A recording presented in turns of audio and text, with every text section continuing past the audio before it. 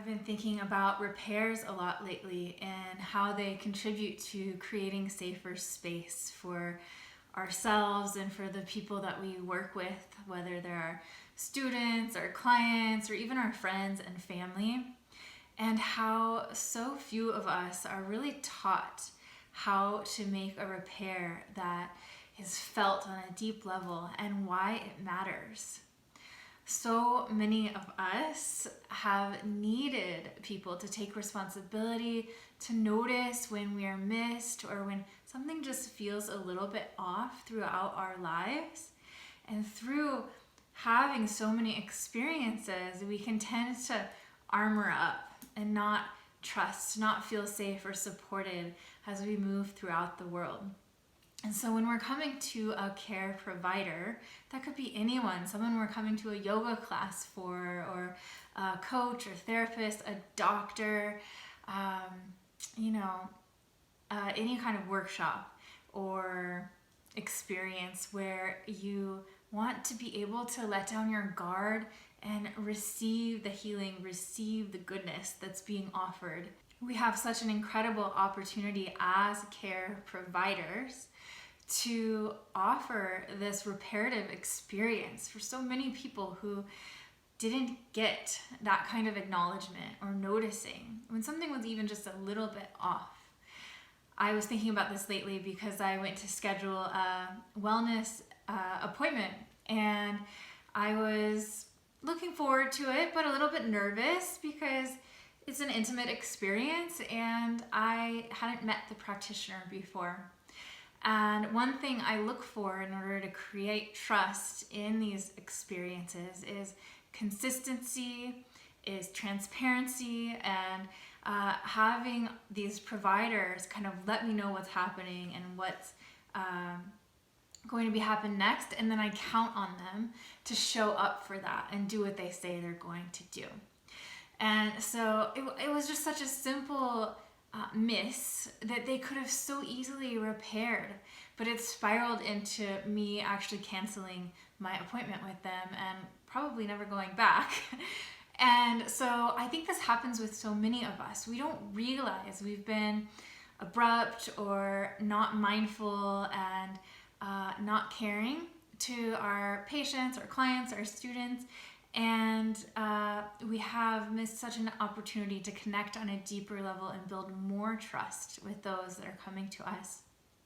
What happened was we had our appointment scheduled. I'd rearranged so much to be there.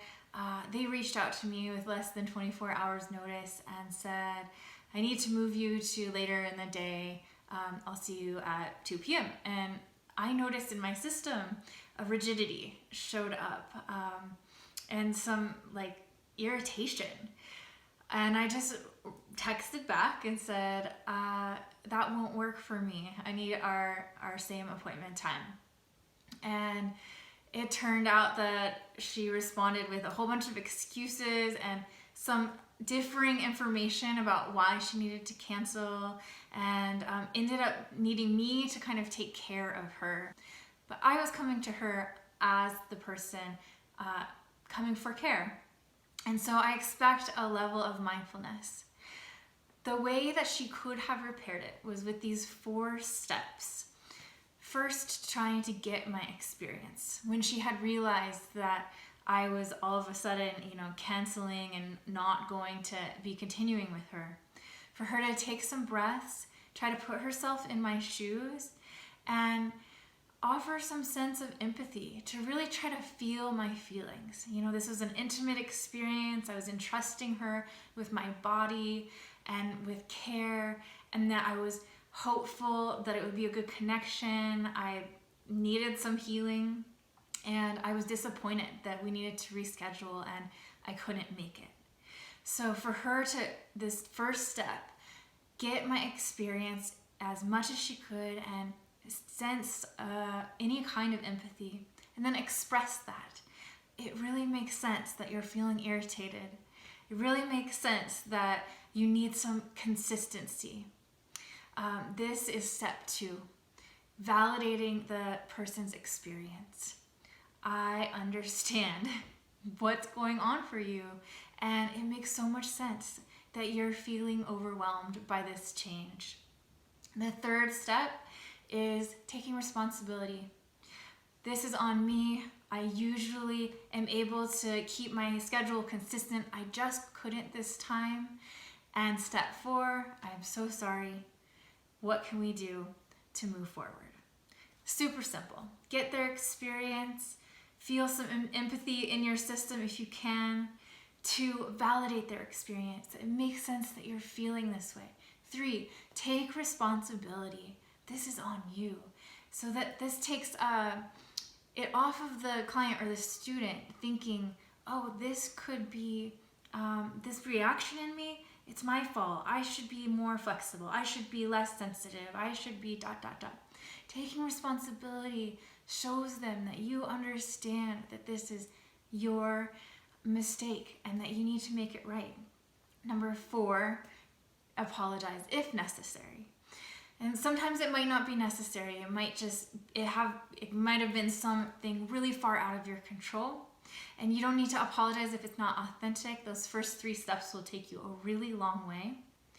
I want to invite you in any relationship in your life, when it feels like somebody is feeling missed or like there's some disrepair or an impasse, to slow down, get really mindful and practice these 4 steps.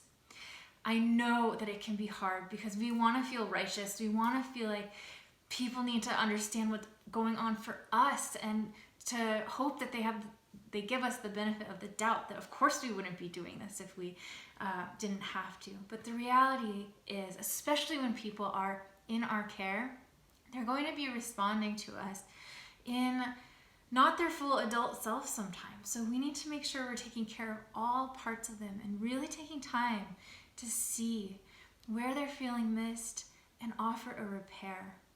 This can be so beautiful in contributing to the healing of so many times in their life where they needed a repair in relationship and didn't get it. And this directly impacts growing the safety and the trust in your relationship with them as a care provider.